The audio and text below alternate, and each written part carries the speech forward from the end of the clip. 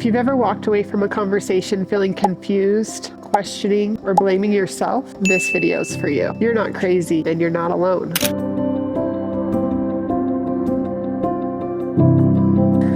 Welcome back to the YouTube channel. I'm Hope, and today we're talking about narcissism and what it actually looks like in communication and why it can leave you emotionally exhausted and unsure of yourself. This is about understanding so that you can protect your peace. Narcissism is not just confidence or self-focus. It's a pattern of behavior that's rooted in control, emotional avoidance, and lack of accountability. At its core, narcissistic communication is about power, staying in control of the narrative, avoiding responsibility, and protecting their self-image at all costs. One of the most painful parts about dealing with narcissistic behavior is how unclear everything feels. You might leave the conversation wondering, did I misunderstand? Did I overreact? Did I cause this? That confusion is not accidental. It is the result of repeated emotional manipulation. It's not your fault. Like if somebody's a narcissist and trying to control everything, it's not because you don't deserve to be free. It's because of them. It's their issues.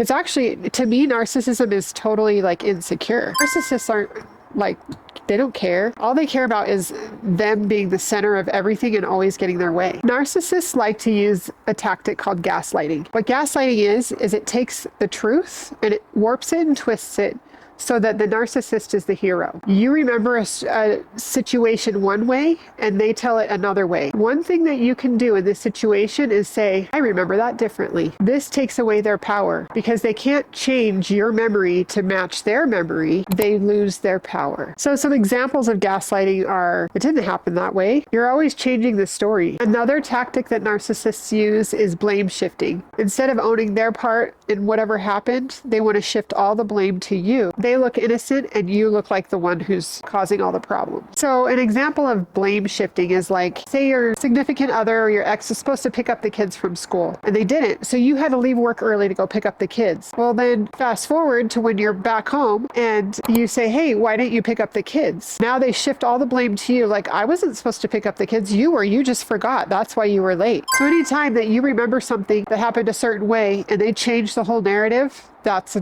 classic form of narcissism. A way that you can kind of help yourself to circumvent these situations is use Irene, go into your journal and type out how something went down. Simple, like everyday thing, but you know could be twisted against you. Just journal about it, how it really happened, so that you have that, so that you remember, I'm not the crazy person. It really did happen the way that I remember it happening. Because a lot of times we start to go, oh, well, maybe I just remembered incorrectly. Or we go over and over in our mind. We're like, why does every time I do something, it turn into, it's all my fault, it's all my fault, it's all my fault. These are classic forms of narcissism and it's not you. Another common tactic that kind of goes with the last one we spoke about is a lack of accountability. So narcissists don't like accountability because that means they have to admit fault or that they were wrong. And a narcissist never wants to be at fault or wrong. The last one we're going to touch on is emotional invalidation. Saying that how you're feeling is wrong, your reaction to a certain situation is wrong. It's basically saying that you're not allowed to feel the way that you feel. It's not okay. But really, truly, it is always okay. Whenever you get a message that feels unsafe, that you feel an actual shift in your body to discomfort, not aligned with yourself, that's a great opportunity for you to use Irene. What Irene can do is she can take those manipulative, those narcissistic messages, and she can show you how to respond in a healthy and safe way, in a way that helps you to stay in yourself, but also be clear in your response to that person. One of the hardest truths is you can't reason with somebody who refuses to take accountability for their own actions, their own words, their own self. No matter how clearly, how direct, or how truthful you speak, you'll never change somebody that doesn't take accountability for themselves. Given that we can't change another person, all we can change is ourselves, Irene will help you to go from reacting to these conversations to responding, taking the time to respond in a way so that your communication is clear and healthy despite another party's communication. How Irene can help you do this is you can take a message from somebody, you can take a screenshot, you can type out the message, you can copy and paste, put it in and analyze it. It'll tell you what that language is saying to you, the type of language or abuse that's happening, but it will also help you with a response so that even if somebody's being very gaslighty or narcissistic towards you, you can respond in a clear way way that doesn't engage in that behavior back. Because a lot of us, when we're in the thick of it, we respond back with the same energy we're given. That only escalates things. What we want to do is help you to calm the situation.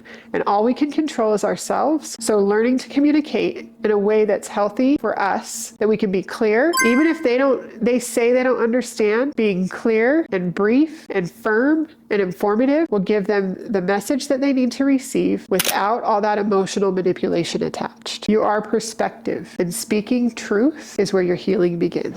Try IreneGPT.ai right now, free for 2 months, using the code IreneCares, and like and subscribe to get more content like this. God bless.